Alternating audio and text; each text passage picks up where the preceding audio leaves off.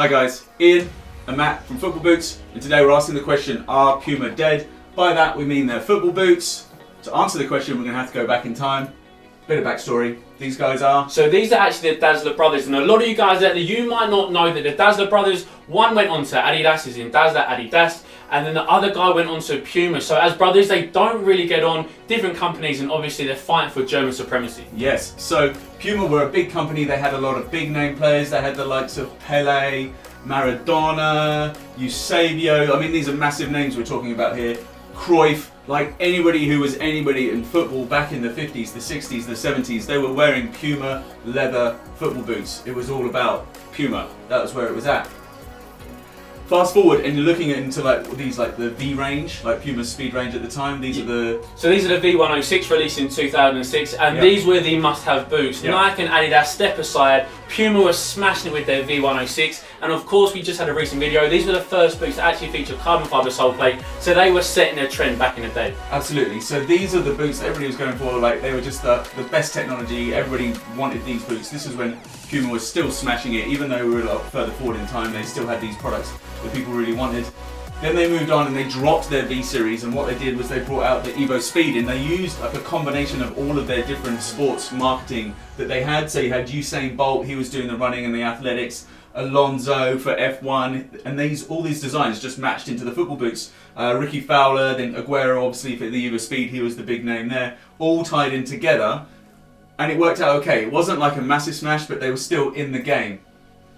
Similar time, well, about a year or so later, I think, Adidas decided that what they were doing just wasn't working for them. They had the Predator, they had the Adipures, they had the F50s, and it was a huge thing. They decided to drop all of those boots. And like, what did you think at the time? Well, I was actually so disappointed. Talking about the Predator and also the F50s, I thought they were both amazing football boots. Obviously boots which I grew up with. Obviously I had like Zidane and Beckham wearing the Predators. And obviously, so they came up with the X and the Ace. So that was massive for them. It was a massive time for Adidas. It was really, for me, make or break. And luckily, it did actually make Adidas, because right now, they're right back at the top of the game and push Nike a bit harder. Yeah, I mean, I want to say it didn't really work straight away. No, These weren't the answer, and so there was a point where you were like, oh my, what have they done, you know? Like, then they carried on and they've got all this innovation that they brought out, and it's let them forward, and they've caught up again, and you guys wanted to wear these laceless boots, and Adidas are like smashing it, you guys really want the glitch and things like that. So it's worked for Adidas.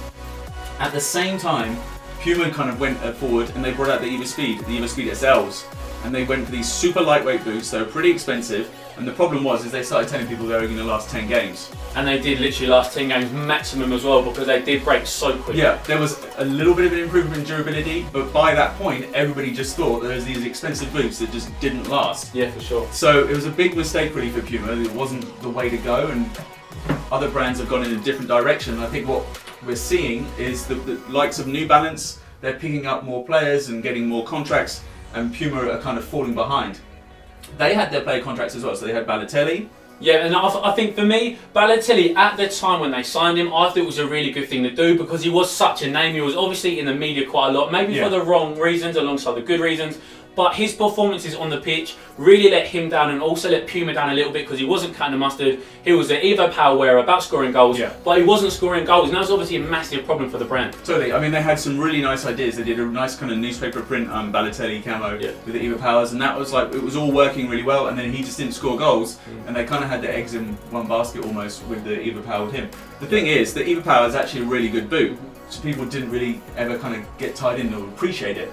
So the other thing that Puma did is they got this massive shirt contract with Arsenal, they pushed themselves into that, but then doing that they tied themselves perhaps into some of the wrong players. So they had players like Mikel Arteta, who wasn't really the biggest name, like he came from Everton, played at Arsenal, but he wasn't a massive name, and then kind of other kind of second-rate kind of players at Arsenal who were going to wearing the boots. Well, it wasn't even just the players were the problem, because even arguably their kits aren't the best quality. I know they're obviously that skin tight fit, but they rip so easily as well. We saw that in the World Cup as well, and also in the African nations.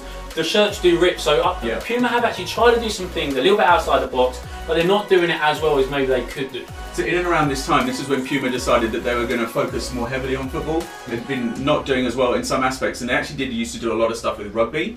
and they dropped a lot of the European rugby contracts. They used to make kits for Ireland, they used to have a lot of player contracts, and they just dropped all that and pulled themselves out of rugby, which was a shame because they had kind of these specific boots. They did like the V-Construct, which was specifically done for rugby, and that's like, the V-Construct itself was a really popular Puma boot. You had like the King was a popular Puma boot, like the whole V range was like massively popular, and the Power Cats, and then they moved away from all this stuff.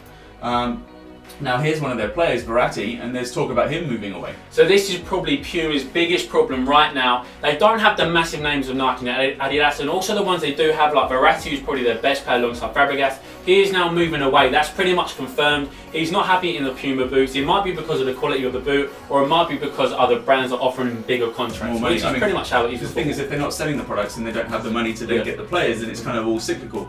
That's where the likes of New Balance, if they start doing better or they've got more investment behind them, they can push on and try and add more players like Aaron Ramsey and things like that. So here we are, we're looking at the current Puma range, and we'll just talk about it a little bit. So you've got the EvoSpeed SL. I mean, I think they've done themselves in there. People don't really trust that anymore. It's not really the product that people want.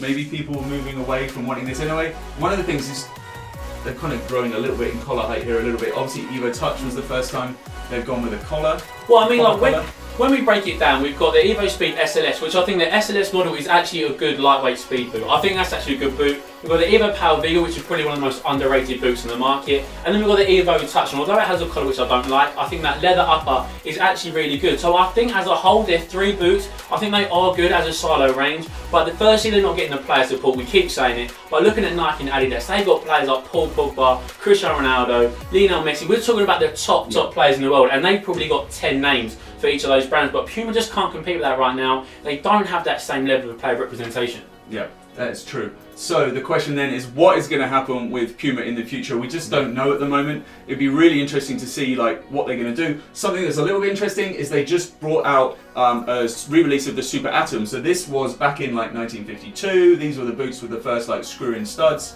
talking about it being revolutionary at the time.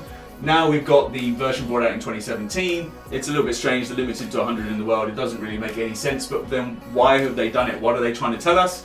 It's going to be really interesting. Are Puma going to try and change the game? Like the little footnote on this is like 65 years ago, Puma changed the game with a revolutionary boot featuring the first ever screw-in studs. So we're back to 2017. What does this mean? What's going to come from Puma? Who's to say? Well, I think Puma as a brand, I think they do brilliant leather and also synthetic materials. I think as a material, I think they're both brilliant. Now, one thing which I would like to see them do, a bit like on the V106, they brought out that first carbon fibre sole plate, use what they've got already, brilliant leather and also brilliant synthetic, but then just do something different that the market hasn't seen before. I know that Evo Touch had the collar, and they might bring another boot in the near future which might have a collar as well, but just do something a little bit different which Nike and Adidas aren't doing. Just do your own thing and do it well. Yeah, that's right. I mean, because they're kind of following the theme of the other brands by doing that, and what Adidas decided to do is they kind of knocked out their entire range and did something completely new that we haven't seen before, and then people were like, yes, we want to get behind that. It's still difficult because obviously Adidas had all this big player support and all this money to do it, and it's harder for the smaller brands to pull stuff off. I mean, you have the likes of Concave and other brands that are trying to do like inventive different things, but they're kind of so small scale compared to the big brands that it doesn't really come through, and I think Puma perhaps are affected a little bit by that. Anyway guys, let us know what you think. Are Puma dead? Do you want to still buy their boots? What do you think about what they're offering at the moment? What do you want to see from them in the future? Let us know in the comments below.